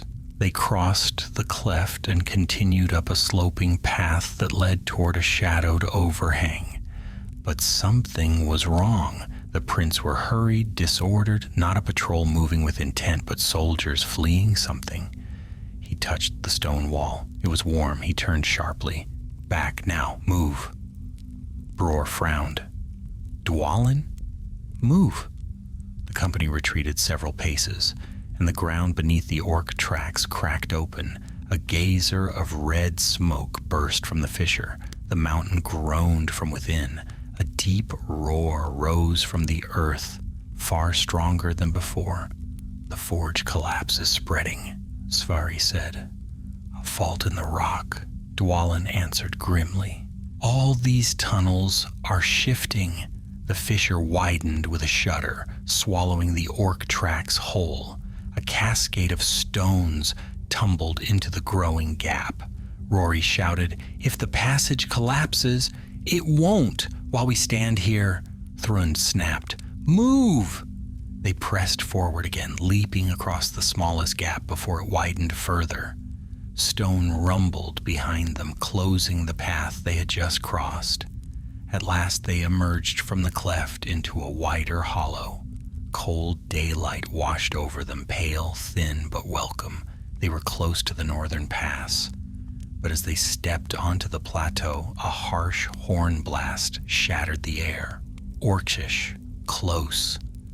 3 harsh replies echoed from the ridgelines. Dwalin's eyes hardened. They found our trail. Svari lifted his hammer. Then let them come. No, Dwalin said. We do not fight here. We run for the pass. It's narrow. Only 2 can stand abreast. If they reach us before we cross, we hold the line. Thrund grinned. A good line then. Through the drifting snow light, dark shapes raced across the ridge, orcs descending fast. The gray mountains were not done with them yet. Snow swirled along the plateau as the company broke into a run. The northern pass lay ahead, an arch of stone carved by ages of wind and winter. Beyond it stretched the long descent toward safer lands where orc patrols grew scarce and the roots of the mountains dipped into quiet valleys. But between them and that freedom came the thunder of boots and guttural cries. Rory glanced back. They're gaining! Dwalin did not look, though he heard the horn blasts clearly now, the harsh commands of orc captains urging their hunters onward. Shadows flickered atop the ridge as the warband descended with the reckless speed of wolves, following fresh blood. Faster, Dwalin called. The pass will narrow the fight. Bror was first across the icy stones, bow in hand, though he had only 2 arrows left. Svari half-guided, half-dragged Farron, whose breath rattled with each step, but whose determination kept him on his feet. Naren's shield arm shook from strain, yet he pushed forward without faltering. Thrund ran beside Dwalin, grinning through cracked lips. Still alive, Thrund muttered, still swinging. Aye, Dwalin said, and we will keep it so. The orc cries grew louder, sharp, cruel voices echoing across the hollow. Rory risked another glance and paled. 20 at least, some carry spears. Bror's voice rose, archers among them too. Keep low. A hiss split the air. An arrow clattered off the stone beside Nareen. Another struck the wall near Svari, showering them with grit. The orcs had reached the rim of the plateau. Down! Bror shouted. The company ducked behind a jut of stone as 3 more arrows streaked past. Dwalin peeked over the edge. Dark forms swarmed across the ridge, lean and quick, bows drawn with vicious intent. But they were still too far for true aim. We make for the pass, Dwalin said. Move behind the rocks. Stay low. Using scattered boulders for cover, they scrambled forward. The wind grew sharper as they neared the arch of the pass, an ancient cleft between towering stones. The path beyond sloped downward, winding like a river of ice through jagged hills. Bror reached the entrance first and took position on the left-hand stone, arrow notched. Rory joined him at once. Only 1 shot left, Rory whispered. Make it count, Bror replied. Dwalin motioned Svari and Brokar past him. Get inside the pass. Hold the high ground. We'll make our stand here. Brokar protested. I can still fight. You'll fight where I place you, Dwalin growled, but not unkindly. Your blood runs too freely already. Brokar relented, leaning heavily on Svari as they passed through the narrow opening. Farron followed, clutching his cracked ribs but refusing assistance. Thrund and Nareen took their places beside Dwalin at the threshold of the pass. The wind howled through the stone corridor behind them, carrying the biting scent of winter. Ahead, the orcs surged down the slope. Bows lifted, spears poised, blades drawn. Thrund spat. Let them come. I've had worse odds. Not by much, Naren muttered. Dwalin stepped forward, gripping his axe with both hands. His voice rang across the plateau like a hammer striking an anvil. Come then. The mountain waits to swallow you whole. The orcs answered with shrill, furious cries. They charged. Bror loosed an arrow, striking the lead orc through the eye. The creature tumbled, sending two behind it sprawling. Rory released his final arrow, piercing another in the throat. But then their quivers were empty, and they fell back behind the stones to draw daggers. The first orc reached the pass, spear thrusting for Dwalin's heart. Dwalin batted it aside and split the orc's helm with a single downward strike. The creature fell like a felled tree. Thrund roared, meeting a second orc with a broad swipe that drove it sideways into the rocks. Naren caught another spear with his battered shield, shoving the attacker backward for Dwalin to finish. But the orcs came in a wave, lean and many, snarling with rage at the ruin of their forge. "Hold the line," Dwalin barked. "None pass." The dwarves fought shoulder to shoulder, their formation tight. Dwalin's axe flashed with deadly precision, biting deep and true. Thrund's strikes were heavy as falling stones, each blow sending sparks across the frost-hardened ground. Naren, though weary, held the right flank with steadfast resolve, shield raised to catch every thrust. Orcs scrambled over their slain, crowding the narrow approach. The press was fierce. Dwalin's arm ached from the force of blocking and countering.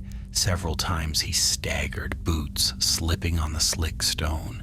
An orc's blade grazed his flank. Another nearly broke through Naren's guard before Thrund intercepted it. A spear suddenly flew past Dwalin's ear and struck an orc climbing the rocks to flank them.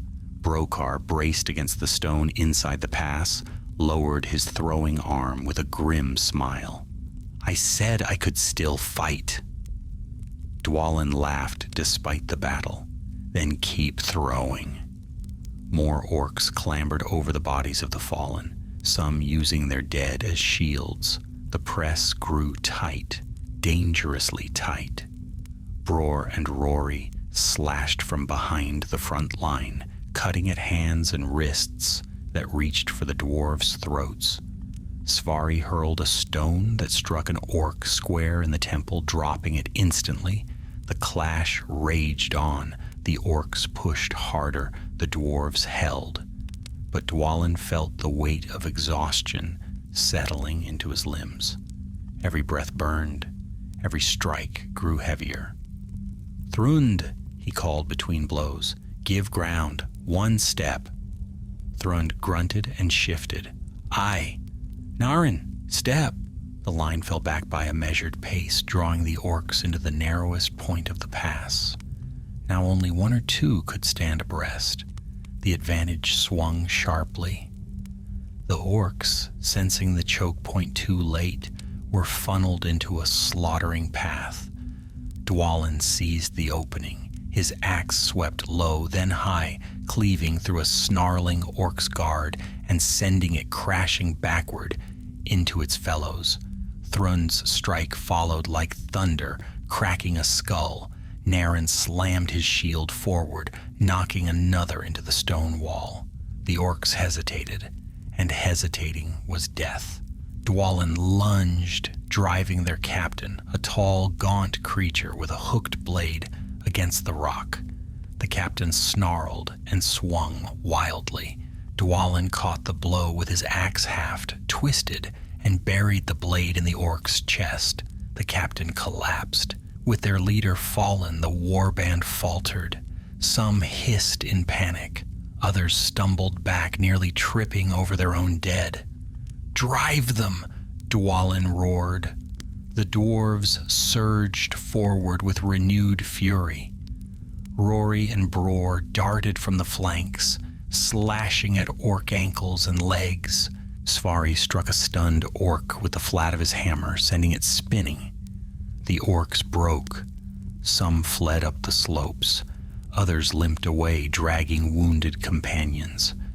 A few tried feebly to rally, but the dwarves pressed mercilessly until only scattered survivors remained scrambling over the rocks. Silence settled slowly, broken only by the labored breaths of the company. Thrund leaned on his axe. By Durin's beard, that was a fight. Aye, Nareen agreed, lifting his cracked shield with a groan. I could sleep for a week. Svari supported Farin at the back. Save your sleeping for when we reach home. Bror scanned the ridges. They retreat, none linger within bowshot. Dwalin stood still a long moment, the cold wind cooling the sweat on his brow. His muscles trembled, his knuckles bled, and yet his spirit felt steady as granite. The pass is ours, he said at last, for now. Rory exhaled. Then we descend? Aye, Dwalin replied, we descend. Erebor must hear what we have seen.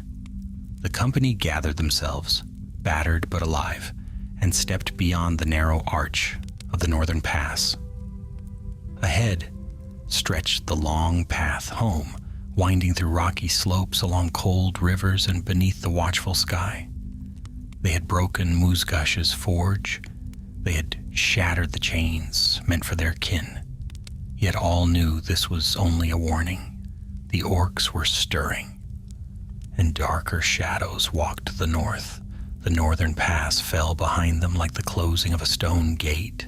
Ahead stretched a long and weary descent, broken paths woven through frost-bitten hills, narrow ledges skirting cliff sides, and wide plains of shattered rock where ancient glaciers had once carved deep scars into the mountains. The cold grew sharper with every step, biting through their torn cloaks and soot-stained armor. Yet the sky was clear, washed pale by the fading sun. Bror was the first to speak as they left the shadow of the pass. If the orcs choose to follow, they'll find the climb slow. We have the lead. Aye, Thrund agreed, rubbing his aching shoulder. But I trust the mountains as much as I trust goblins. Both shift when least expected. Svari chuckled at that, then winced, hand pressed to his ribs. The mountain has already tried to bury us once today. Let us hope it does not attempt it twice. Brokar adjusted the bandage at his side, breath tight but steady. If it does, I'll dig my way out and make the mountain apologize to my boots. Rory grinned faintly. A bold boast. Brokar shrugged. Pain sharpens humor. Dwalin led the way, eyes ever scanning the horizon, his mind turning not just to the road ahead, but to the message they carried. Erebor must hear of this forge, the weapons they found, the purpose of those chains. These things were not the labor of raiding tribes, but of a rising force. Gundabad stirred again, and the rumblings beneath the gray mountains were only the beginning. They descended through broken stone and reached a narrow shelf overlooking a deep, icy valley. A tarn glimmered far below, still water that mirrored the reddening sky. We should rest, Nareen said quietly. Even an hour would help. Dwalin considered. The company was weary to the bone. Svari's ribs troubled him. Brokar leaned heavily against the stone. Farin's breath whistled faintly with each inhale, and even Bror and Rory moved stiffly, though they tried to hide it. Dwalin nodded. We camp here, a short rest, no fire. Thrund rolled his shoulders. A cold camp then? Very well. They sheltered beneath an overhang, just enough to hide them from eyes above. The stone blocked some of the wind, though not enough to banish the creeping chill that wrapped around their limbs.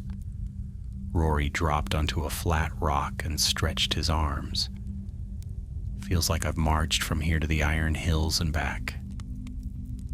You likely will before we're through, Bror said. Svari settled beside Farin, pressing a new cloth to his companion's bruised ribs. Hold still. This will sting. Farin grimaced. If it stings, it means I'm alive. Dwalin remained standing, scanning the slopes with stern vigilance. He did not rest, though his body ached for it. Thrund approached him after a time, axe slung over his shoulder. "You will exhaust yourself," Thrund said. "Sit." In a moment, Thrund snorted, stubborn as mithril. Dwalin's gaze traced the distant line of the ridge where the orcs had been. No shapes moved there now, no torches flickered, no horns sounded, but that did little to quiet the unease in his heart. "Something troubles you?" Thrund said. "Aye," Dwalin replied, "Musgash's forge. It was no minor den. The chains, the weapons. He meant them for more than raids, Gundabad rises."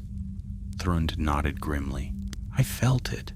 The Ironbinder served a purpose greater than his own thirst for cruelty." "Dain must hear of this," Dwalin said. "Erebor must prepare."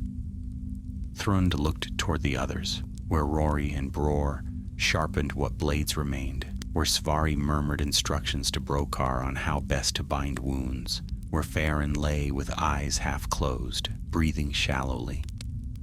"They fought well," Thrund said. "All of them." "Aye," Dwalin answered. "And because of them, we leave these mountains alive." Rory suddenly stiffened, glancing toward the sky. "Quiet and listen." All fell silent. From far overhead came the beating of wings. Heavy, slow, deliberate, a deep shadow swept across the rocks. A great bird wheeled high in the sky, circling the valley once, then twice. Narin whispered, "An eagle." Bror's eyes widened. "So far north?" Dwalin stepped from the overhang, watching the bird's arc. "A watcher of the mountains. They do not fly where darkness grows, unless they carry news." The eagle circled once more, then soared eastward, vanishing into the reddening clouds. Thrund breathed out. "A good omen, perhaps." "Or a warning," Dwalin answered. At last they resumed their march, for rest alone would not bring them home. The descent grew easier as they left the higher peaks, but the cold deepened as evening crept over the land. Their breath came like smoke in the dimming light. Shadows stretched long and strange across the valley floor. They reached a frozen stream that wound northward like a silver thread. Broken pines jutted from the snowy ground, their limbs splintered by old storms. The path curved along a narrow ridge where boulders lay scattered like the bones of giants. Svari slowed, frowning. "Dwalin, aye? These stones." Svari knelt, pressing a hand to the scattered rocks. They were placed, not broken by wind or falling ice. Bror crouched beside him. "A cairn? A marker?" "No," Svari said slowly. "A defense, a makeshift barricade, dwarven craft." Brokar straightened, wincing. "Not orc-like at all. See here, shaped by chisel." Dwalin knelt beside the stones. "Someone blocked this ridge. Long ago. A stand was made here." Narin touched a cracked boulder. His voice carried a low unease. "Against what, I wonder?" Before anyone could speak further, Bror lifted his head sharply. Voices. All froze. The wind carried faint murmurs, low and wary. Not orcish, not loud enough to be hostile shouts. Dwalin raised a hand. "Hide behind the stones." They crouched among the scattered rocks, weapons drawn. The murmurs grew nearer. Then forms emerged through the dusk. Dwarves, 3 of them cloaked in gray furs, axes strapped across their backs, helms etched with runes unfamiliar to the company. Their beards were long and rough, their features weather-hardened. Mountain dwarves, rangers of the northern clans. Their leader halted when he spotted Dwalin's group. His hand flew to his axe, but he did not draw. Instead, he called out warily, "Who walks the gray mountains at night?" Dwalin stepped forward, lowering his weapon. "Dwalin, son of Fundin, of Erebor, and you?" The leader approached slowly, studying their soot-stained faces and tattered gear. His eyes widened as he saw the wounds, the scorch marks, the exhaustion etched into every line. "I am Bran." captain of the Stonefoot Rangers," he said, "and you look as though you climbed from the belly of the mountain itself." Dwalin nodded. "We did." Bran exchanged uneasy glances with his companions. "We felt the tremors, saw smoke rising from the peaks. Orcs have been stirring these past weeks, more than we've seen in years."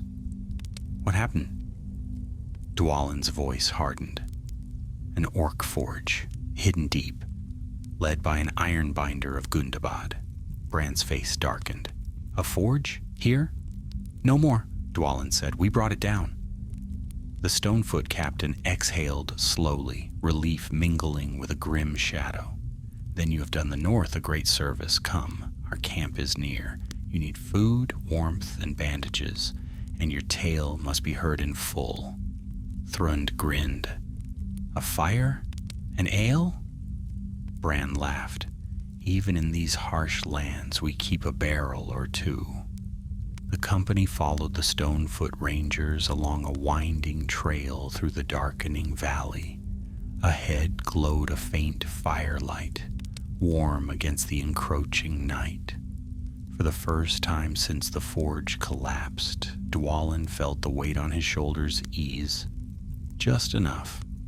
They had found allies, but their tale was not yet done, and dawn would bring decisions that could shape the fate of all the North.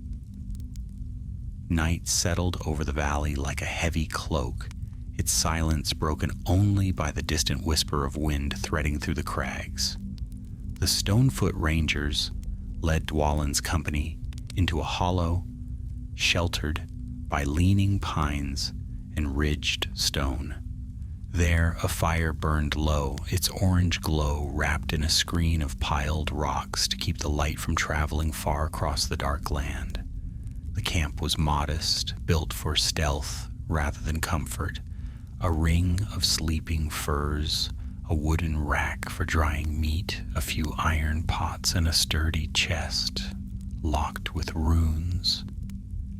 Yet the warmth of the fire and the scent of simmering broth felt like pure fortune to the exhausted dwarves. Bran motioned them forward. "Sit, rest. You've come far, and the mountain smoke is still in your beards." Thrun dropped onto a log with a groan, rubbing his neck. "Stonefoot hospitality is welcome indeed." Naren eased himself down beside him, shielding his ribs. "As long as there's no more falling stone." Rory collapsed onto a flat rock, letting his legs stretch. "If I never see another orc until the end of days, it will be too soon." Roar chuckled and ruffled the younger dwarf's hair. "I fear you tempt fate with such hopes." Meanwhile, Svari and Brokar settled near the fire, letting its heat work gently against their stiffened joints. Farron lay wrapped in a heavy fur, his eyes half closed but alert. Dwalin approached Bran, who crouched at the fire, stirring a pot of thick stew. "Captain," Dwalin said, "we owe you thanks, but I fear we bring trouble to your camp." Bran handed him a wooden bowl. "Then speak your trouble, and we shall judge it together." Dwalin sat, letting the firelight flicker across his scarred features. The other Stonefoots, two grim-faced dwarves named Varki and Brundi, joined them, listening intently. "We found an orc forge," Dwalin began, "buried deep beneath the gray mountains, a great work of fire and cruel craft. For months, perhaps years, the orcs of Gundabad toiled there, making weapons not seen since darker times." Svari nodded. Chains to break shields, hooks to tear down ramparts, all forged with purpose. Brokar lifted a strip of scorched iron he had taken as trophy, crafted by Musgush the Ironbinder, a cunning foe. Bran stiffened. "I know that name." His voice dropped lower. "A chieftain of rare discipline, rumors place him near the shadowed halls of old Gundabad." "He is dead now," Dwalin said. "By our hands." Bran exchanged glances with his rangers, troubled yet impressed. A death long needed. But why such a forge? What did they prepare for? That is what we must learn, Dwalin answered. The forge was part of something greater. It was too well supplied, too well guarded. These mountains shake with more than orc unrest. The fire crackled. Bran shifted, eyes narrowing. We have seen signs as well. Orc movement in the north. More bands than usual, tracks of wargs, large ones, and whispers carried by ravens, dark rumors, trolls stirring in abandoned dens, fires on distant peaks. Rory inhaled sharply. So the unrest is everywhere. Aye, Bran said grimly, your tale is one piece of a larger storm. Dwalin set down his bowl. We must return to Erebor. Dian must prepare the mountain, muster scouts, warn the Iron Hills. But we are hunted, and the road is long. Bran's stern look softened. Then you will not walk it alone. He stood and beckoned Varki. Fetch the maps. The ranger brought forth a small chest. Within lay rolled parchments marked with careful lines and runes. Bran spread one upon the ground. The map depicted the northern stretch of the Grey Mountains, their peaks, valleys, hidden passes, and narrow roads known only to dwarven scouts. You are here, Bran said, pointing to a notch between two ridges. Erebor lies southeast. A straight road would take 5 days if you marched strong, but orcs prowl it now. Thrund squinted at the map. Another way? Bran nodded. A hidden trail? Not used in years. It skirts the mountain's base and joins an older trade route. 2 days longer, but safer and less watched. Svari stroked his beard. Safer, you say? Does anything in these mountains deserve such a word? Bran smiled faintly. As safe as the world allows in these days. Dwalin studied the map, memorizing its curves. We take this road. But what of you and your rangers? We have our duty, Bran replied. Gundabad grows bold again, and we must understand why. Your victory at the forge may delay them, but it will not halt what stirs in the deep places. What stirs? Rory asked softly. Bran's eyes darkened. Something older than orcs, older than the cold of these mountains. Shadows walk beneath the northern stars. Beasts flee from caves they once ruled, and some nights... He hesitated. We hear drums. Distant. Faint. Out of place. Dwalin exchanged a grave look with Svari. Then our task is all the more urgent. Varki, the youngest of the 3 rangers, leaned forward. Captain, let us guide them to the old trade road. Bran shook his head. Your strength is needed here, but I will send Brundi with them. He knows the low paths well. Brundi grunted in agreement. Aye, I'll take them as far as the Snowspine Bridge. With their plan set, the company ate what food they could. The broth, though simple, revived their spirits. Wounds were bound anew and spirits lifted slightly under the dome of stars overhead. Svari settled near the fire, his breath finally even. We have seen the worst of the mountain, he said softly. Let the plains be kinder. Bror chuckled. I'll take a cold wind and open ground over burning forges and falling stone. Rory stared at the flames thoughtfully. I keep thinking, if we hadn't come when we did, what might have poured from that forge in a month's time? War, Naren answered simply. Thrun nodded. War meant for our gates, and may yet still come, Dwalin said quietly. We ended one forge, but more may rise. Silence settled, heavy yet resolute. The night deepened. The Stonefoots took turns on watch. One by one, Dwalin's companions lay down to sleep, exhaustion finally claiming their limbs. By the embers' glow, their faces softened, shadows of their hardships easing for a brief, precious time. Dwalin remained awake longest, staring into the valley's darkness, listening to every distant sound.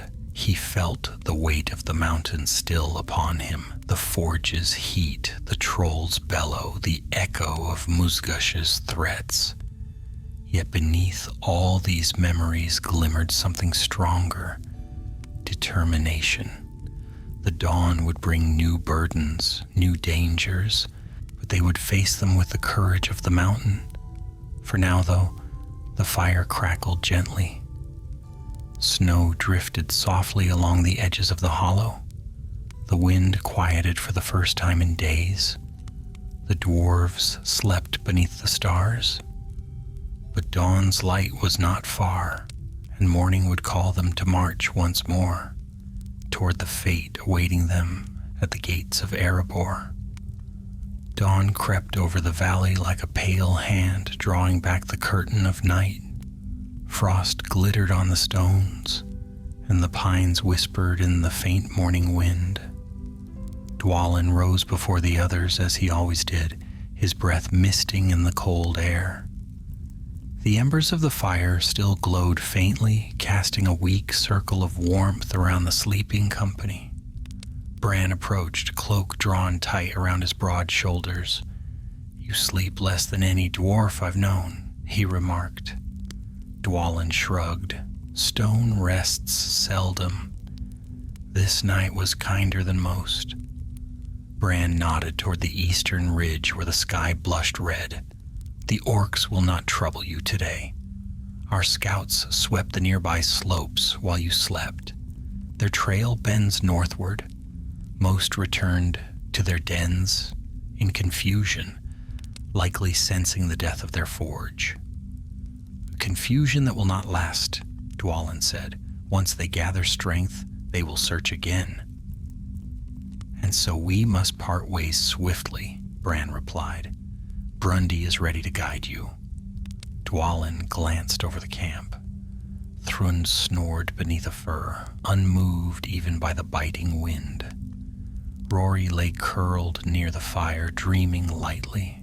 Bror woke at the slightest sound, opening his eyes the moment Dwalin stepped past him. Svari stretched his ribs carefully, groaning but determined. Brokar and Farron looked steadier than the night before, though both still bore the marks of their ordeal. They were ready. By the time the sun crowned the ridge, the company stood gathered with their packs secured. Brundi, the Stonefoot guide, stepped forward. A squat dwarf with a thickly braided beard, his expression perpetually serious. "You follow me," he said. "Walk light. Keep your eyes open. Speak only when needed." Thrund smirked. "A cheerful fellow." Brundi raised a brow. "Cheerfulness is for inns and hearths. These mountains bite. Stay close and you might keep your toes." With farewells spoken, the company departed the Stonefoot camp and began their journey toward the low paths. Bran watched them vanish along the ridge, his silhouette dark against the morning light, until distance swallowed him. The trail wound downward through narrow gullies and over steep ridges where ancient boulders leaned like slumbering giants. Snow dusted the stones, crunching beneath their boots. The air smelled sharp, clean, with only a faint trace of smoke from distant orc camps carried on the shifting wind. Dwalin kept near the front, matching Brundi's pace. "How far to the Snowspine Bridge?" he asked. "Before nightfall," Brundi answered, "if the weather holds." "And after the bridge?" "Old trade road, safer ground. Few orcs wander that low." "Few?" Thrund muttered behind them. "Not none. Even few is welcome after what we faced," Svari said, tugging his cloak tighter. As they descended, the land softened. The mountain's jagged teeth gave way to rounded slopes and tall pines, their dark boughs heavy with frost. A stream trickled quietly beside the path, its water cold as winter's breath. Birds flitted between branches, ravens mostly, though some smaller mountain finches darted like sparks of color. Bror paused occasionally to track their surroundings, while Rory scanned the sky more often than the ground. Naren remained steady as ever, though a faint limp marked the toll of battle. Brokar leaned heavier on his borrowed walking staff as the day wore on. By midday the wind began to rise. Clouds swept low across the peaks like shadows fleeing the sun. Snowflakes drifted between the pines. Brundi halted at a bend and held up a hand. Listen. All fell silent. Dwalin held his breath. Wind whispered through the needles. Water murmured in the stones. And then, a faint rumble, not thunder. Wargs, Brundi murmured. Rory stiffened. Where? Brundi pointed to the slope beyond the trees. Moving west. Not hunting us, I think, but uneasy. All beasts are restless these days. Let us keep our pace, Dwalin said, tightening his grip. If they turn toward us, we'll be ready. They moved on quickly. The wind brought no further growls, though the sense of being watched lay heavy on the air. Even Svari, who rarely shied from danger, grew quiet. Near afternoon's end, they reached a ridge overlooking a narrow valley. Below, spanning a frozen gorge, lay the Snow Spine Bridge, a broad stone arch carved long ago by dwarven hands. Though worn by years, it still stood strong, lined with sculpted runes that glimmered faintly beneath the frost. There, Brundi said, cross that and you'll leave the worst of the mountains behind. Thrund exhaled. A sight fairer than any treasure. They descended the slope carefully. Halfway down, the sky darkened sharply as a bank of clouds swept over the sun. The light dimmed. Snow fell thicker. Rory muttered, A storm? No, Dwalin said, not so sudden. A low horn blast echoed across the valley. Every dwarf froze. Brundi cursed under his breath. Orcs! Shapes moved on the opposite ridge, half seen through the flurry of snow. Dark forms, hunched and armed, gathering at the far end of the bridge. Thrund raised his axe. They found us after all. Dwalin shook his head slowly. No, they were already here. Another horn blast answered from the pines behind them. Bror clenched his jaw. Trapped. Not trapped, Svari said. Challenged. Dwalin stepped forward, eyes narrowing as he studied the numbers across the gorge. A small band. 10, perhaps 12. Too many for a swift crossing, but too few to stand against them in open battle. And the bridge. The bridge was wide, but not wide enough for a full charge. Brundi sighed. Orcs of the Shadow Claw. Nasty lot. They keep watch on the old roads. Then we clear the road, Dwalin said.